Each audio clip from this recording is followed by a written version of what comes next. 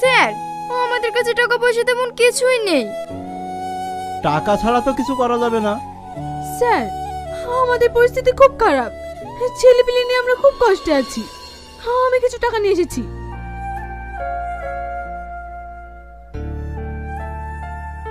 এ তো হবে না স্যার। এটা মার্ডার কেস, যেমন তেমন কেস নয়। মোটামুটি 5-10 লাখ টাকা তো লাগবেই, তাহলে একটা ব্যবস্থা করা যেতে পারে। ঠিক আছে স্যার, জমি জায়গা বেচে না হয়। হ্যাঁ, তাই করো।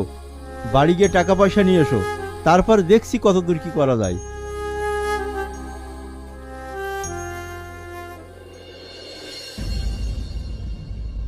জানো শাহিন, কাল 15 আগস্ট স্বাধীনতা দিবস।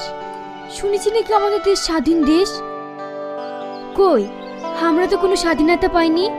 পার্টির কিছু নেতারা নিজের সিদ্ধি সাধনের জন্য সাধারণ মানুষকে কুলো বলদের মতন খাটাচ্ছে।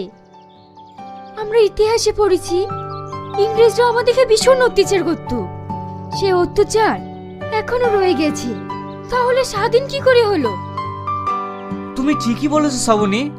আমাদের মতো কিছু যুবক দিকে সংগঠিত হয়ে অত্যাচার থেকে বাঁচতে হবে আর গড়তে হবে স্বাধীন দেশ। কাল স্বাধীনতা দিবসে তুমি কিন্তু আমাদের গ্রামে স্কুল আসবে। আমরা সবাই মিলে পতাকা উত্তোলন করব। ঠিক আছে শ্রাবণী, কাল আমি আসবো।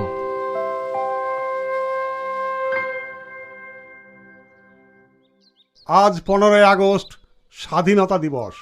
এই দিনে আমাদের দেশ ভারতবর্ষ স্বাধীন হয়েছে। এই স্বাধীনতা কিন্তু আমরা এমনি এমনি পাইনি। অনেক রক্তের বিনিময়ে আমরা পেয়েছি এই স্বাধীনতা, স্বাধীন দেশ। শাহিন, আয় আয়, সাইডে দাঁড়া। এখন তোমাদের সামনে আমাদের স্কুলের প্রাক্তন ছাত্র শাহিন মণ্ডল। ও কিছু এ বিষয়ে তোমাদের সামনে বলবে। আজ স্বাধীনতা দিবস। আমাদের দেশের প্রত্যেকটা প্রতিষ্ঠানে জাতীয় পতাকা উত্তোলন করে আমরা দিনটাকে পালন করে থাকি। আমরা কি আদৌ স্বাধীনতা পেয়েছি? যদি পেয়েই থাকি, তাহলে মেয়েরা রাস্তাঘাটে লাঞ্ছিত হচ্ছে কেন? কেনই বা আমাদের মা বোনেরা রাস্তাঘাটে স্বাধীন হয়ে বেড়াতে পারছে না? কিছু রাজনৈতিক ষড়যন্ত্রে খুন রাজধানী লেগেই আছে। কত মায়ের বুক যে খালি হয়ে গেল।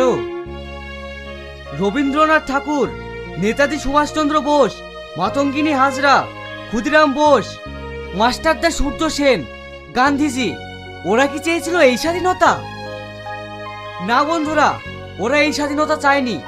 ওরা চেয়েছিল স্বাধীনতা মানে নিজের মতো কথা বলা, ভাবা ও পথ চলার অধিকার। আমরা কি সেই স্বাধীনতা পেয়েছি?